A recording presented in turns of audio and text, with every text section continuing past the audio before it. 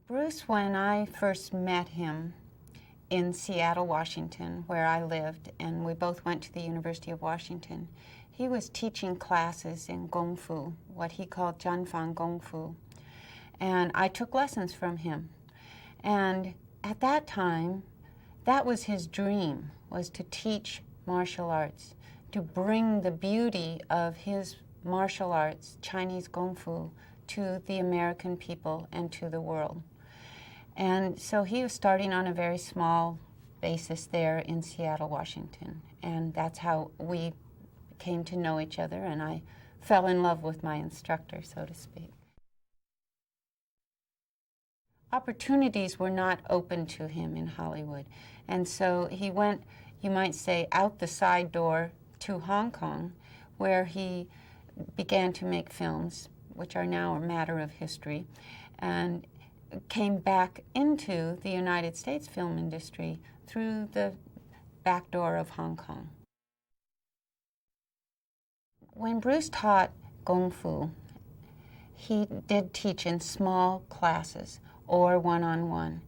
He had dreamed, when I first met him in the early 60s, of having chains of schools across the country and teaching masses of people Chinese Kung Fu, which of course incorporates his beloved Chinese philosophy. As he proceeded to open a school in Seattle and then another in Oakland and a third in Los Angeles, he began to realize that this art was not something that could be taught on a mass scale. It had to be one-on-one or in very small groups in order to be not just taught by rigid set rules, which he opposed in the teaching of his Kung Fu and philosophy. It had to be suited to the individual, and the individual had to be able to take in and what he had to teach them and then grow individually from there. So he came to realize that his art could not be taught that way on a mass scale.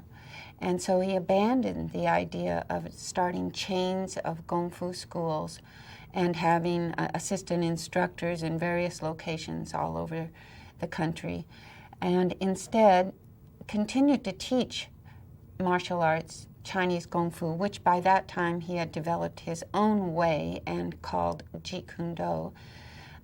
He abandoned the idea of teaching that on a mass scale, continued to teach it one-on-one or in small groups, but changed his dream, you might say, of the way that he would translate and impart the message of his beautiful Chinese culture to the world. And this he would do through the vehicle of film. And I think that Bruce would be most proud to say, and to have people say about him, that he was a real human being who communicated the truth of his art through his actions and his presence on the screen. That people could look at him and say, wow, that guy was real. I know he could do that thing. He could make those moves. He would be deadly if he were in person right here in front of me. They knew that about him. Maybe they're not able to say that or express exactly what it was about him that turned them on so much or inspired them.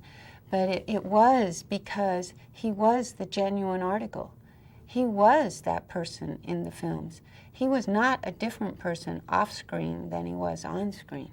He was vibrant and he was full of life and he was the real thing. And I think that really comes across and inspires people to want to better themselves, be a better martial artist, a better person, a more real and genuine person. Whether or not this comes through actually in the films, this was part of Bruce's message of martial arts, is that violence is not the answer to every situation. And so while an emotion that may be aroused by a confrontational circumstance may lead to a violent reaction in a film. In our daily life, we need to be able to subvert that that outlet so that we can all get along in a humane way. So in Bruce's martial arts classes and in his writings and in his philosophy, he not only teaches the physical self-defense part of martial arts, but also the way to use martial arts as a mental self-defense. Enter the Dragon was not just another film for Bruce. It wasn't just, oh, this is the next project. This was the dream of his lifetime, to do this co-production, to introduce his Chinese culture and Chinese martial art to the world. It was his dream. He had been planning this in his mind for most of his life, in some way or another, especially in the last 5 or 10 years of his life. He'd been working up to this moment where he would be prepared. As he used to say, you know, opportunities may come your way or they may not. Luck may come your way or they may not. But if they come your way and you call that luck, you better be ready for it. He was planting the seed always for years prior to even going to Hong Kong, because he knew the producer Fred Weintraub. He knew the executive producer Ted Ashley, knew them well and intimately and on a one-to-one basis as far as teaching martial arts to them. So they were friends and students of Bruce's. So he was involved in every aspect from the very beginning of planning it, doing all the contractual things, making the arrangements for the people to come to Hong Kong for the production and everything, and very much involved in the writing of the script. Of course, there was a script that the first title of which was Blood and Steel, and it underwent numerous revisions by Bruce. He added a great deal of dialogue and scene changes because he knew what he wanted to produce here. And there was reluctance and tug of war going on about exactly how the product would end up, how the script would end up. But Bruce was very insistent, almost to the point of being difficult to work with, because he knew exactly what he wanted and he insisted on what he needed. Not to say he was bullheaded and wouldn't compromise on things. That's not the impression I want to give. The impression I want to give is that he had a goal in mind. He knew what he wanted to communicate, martial arts-wise, philosophically-wise, through this film, and he was very determined to make his dream part of this movie, which I think is another reason why it has endured all these years. So he had a very active part in the writing of the script. He did, of course, choreograph all the fight scenes, and he was the best in the world at doing that. He had a film sense about how things would look on film, and he was exacting with his stunt people and the other actors that were in fight scenes with him. Nobody worked harder on Enter the Dragon than Bruce did. In the Far East, in Hong Kong, they had been making Chinese movies, of course, martial arts movies, for decades, if not longer, for as long as film was being made. So Chinese audiences were very sophisticated on what looked good and very vocal about expressing if they liked a martial arts scene or didn't like it. And so Bruce knew he had a very tough audience out there to please, and he also wanted to introduce it to Western audiences in a way that would set the standard. And I think there is no doubt that he did that. There were a couple of incidents that happened during the filming of Enter the Dragon that perhaps are not evident to the viewer because it's all pieced together nicely. But just for instance, so that you'll know when you see these films on camera, there is a scene where Bruce interacts with a cobra snake. And I don't know personally how he could ever do that, because I could not even be present on the set when this was happening.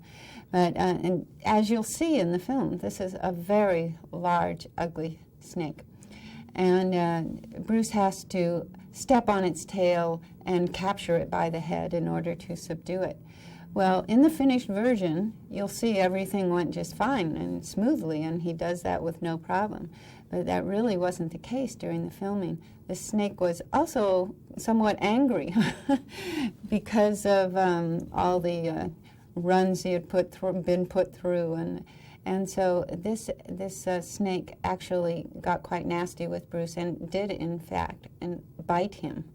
And it was painful, however, not deadly, because, in fact, the venom had been removed from this cobra, thank heavens, or the film may never have been finished. So, on another occasion, there is a fight scene you'll see in the movie where Bruce is fighting with Bob Wall.